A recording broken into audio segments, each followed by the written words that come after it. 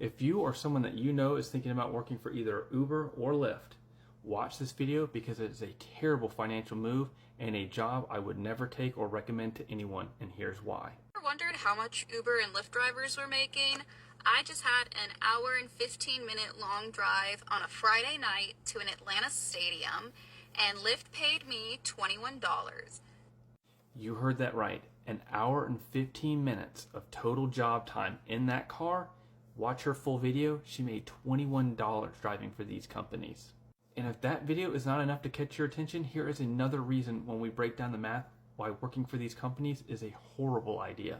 Alright, for starters, for a lot of people who are considering working for these companies, keep in mind this: when you take your personal car and you drive this for professional work, one of the first things I want you to recognize is the depreciation you're putting on your car. That's the wear and tear.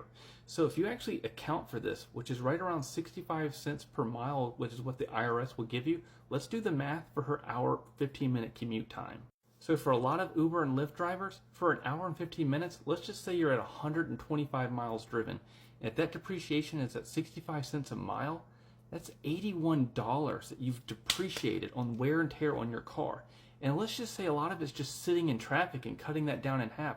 That's still $40 of depreciation on her car. And if just making 20 bucks and wear and tear on your car isn't enough, well, yeah, you know that thing called car insurance? Well, the premiums that you pay are going to be even higher when you start looking at becoming an Uber or a Lyft driver.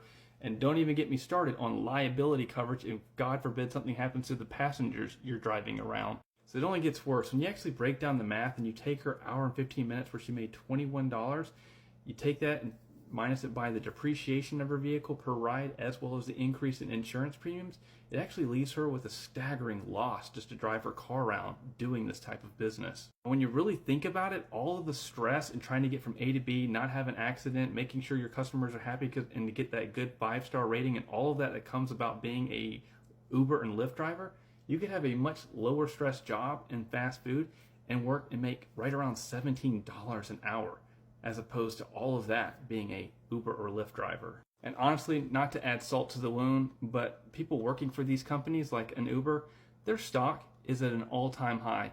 It's up over 150% year to date, and actually just recently was trading at all-time highs, making its shareholders lots of money. But you know who's not making the money? That's right, the drivers. So in conclusion, I'm really not even sure what he is smiling about, because anyone who works for these companies is absolutely getting screwed over.